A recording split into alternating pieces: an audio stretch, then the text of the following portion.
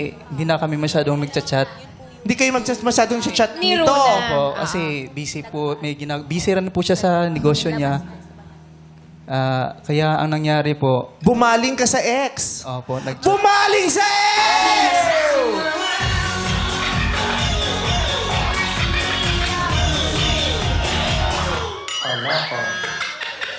Hindi naman umamin. Paano mo nalaman? May chinachat po siyang yung Ex mga nga. schoolmates ko. Okay. Anong ginagawa? Classmates ko. Anong Kasi sinasabi? nakita ko yung Ng mga babae? account niya sa Google. So, doon ko po nakita yung account niya. So, may chinachat siya. So, Ng mga babae? Opo. Hindi lang yung ex mo. Marami pala. Marami pa. Opo. So you are a womanizer. Kasi hindi lang isang beses eh. Paulit-ulit, inaamin mo, tapos ano to? Tukso o sakit? Ano po, yung di ko po ma-explain pero hindi naman po talaga naniligaw. Hindi po ako naniligaw talaga. Oh, pero hindi, ikaw aminado ka, nang lalandi ka. Parang ganun po. Ano yung reason mo, Cliff? At that time po kasi hindi na masyadong nagchat-chat sa akin. Busy na po siya sa work. Hindi yun eh. Kasi bago pa naman dumating yun sa point na hindi nagchat-chat, ginawa mo na rin yan noon eh. At bago yung ginawa mo pa rin yun noon eh. Bakit? Anong nakukuha mo? Ba't paulit-ulit mo tong kinukuha? Do you feel good about yourself tuwing meron kang extra na nakukuha? Tapos you will feel bad na lang pag na-feeling mo kinakarma ka na? Tapos pag nakabawi ka, pambababae ka ulit, to feel good about yourself again? Ganun ba yun? O hindi naman? Anong epekto sa'yo ng pambababae mo? Na-realize ko po nung nag-break na po kami na mali po talaga yung ginagawa ko. Then pinagsisihan ko po yan, may vice. Hindi mo yun na-realize nung nag-break kayo. Ever since alam mong mali, kaya ka nga umaamin eh. 'Di ba? Kasi ilang beses kang umamin, tama? Opo. Kaya ka umaamin kasi alam mong mali, 'di ba? May guilt. So noon pa man, alam mo namang mali yan. At saka mga bata pa lang naman tayo, alam naman na nating mali ang cheating. Hindi naman tayo nalaman nating mali ang cheating nung 35 years old tayo dahil hiniwalayan tayo ng girlfriend natin o ng boyfriend natin. Since time immemorial, alam nating mali yung ganyan, 'di ba? Tsaka baka siguro alam niya na mahal na mahal siya ni Runa at papatawarin siya Oo. at papatawarin. Pero ano yung effect niya sa'yo pag ginagawa mo yun?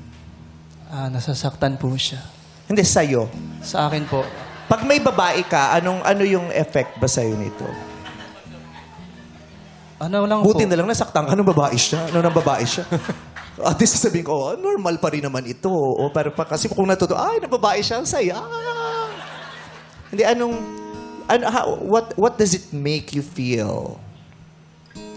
Panandali ang saya ba to? Parang ganun po. Init ng katawan na kailangang maibsan?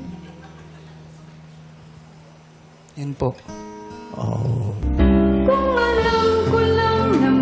Magkakalang minama. Mas mabagal na version lang. Universal dance pala yan. So, ayun.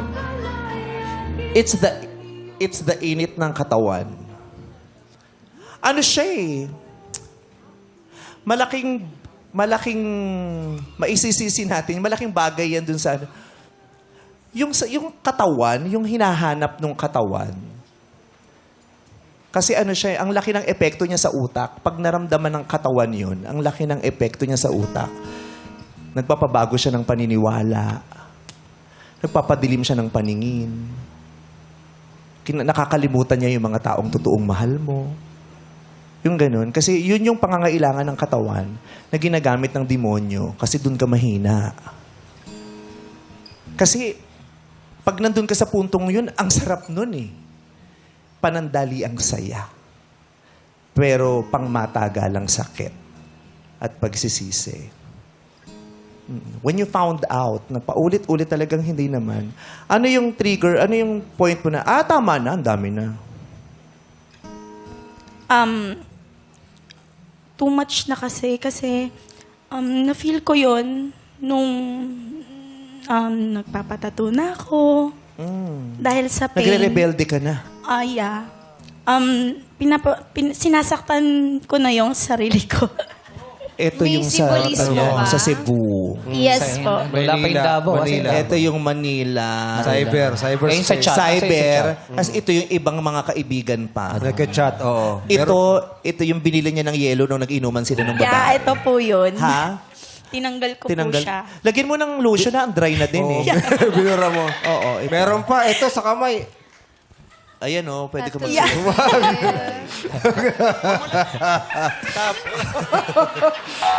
Binabasa pa ako yung... Huwag ka naman bumuka ka, ate. Okay na, nakikita na namin yan. It's okay. Tinanong ko lang, anong Cross-legs ka. design? Butterfly. Butterfly ba? Tama. Butterflies. Yes po, butterfly. Ito butterfly. Unti-unti na naging parang langaw na tong dulo. Ano kasi to, symbol na time will come na magla-let go ako. Okay.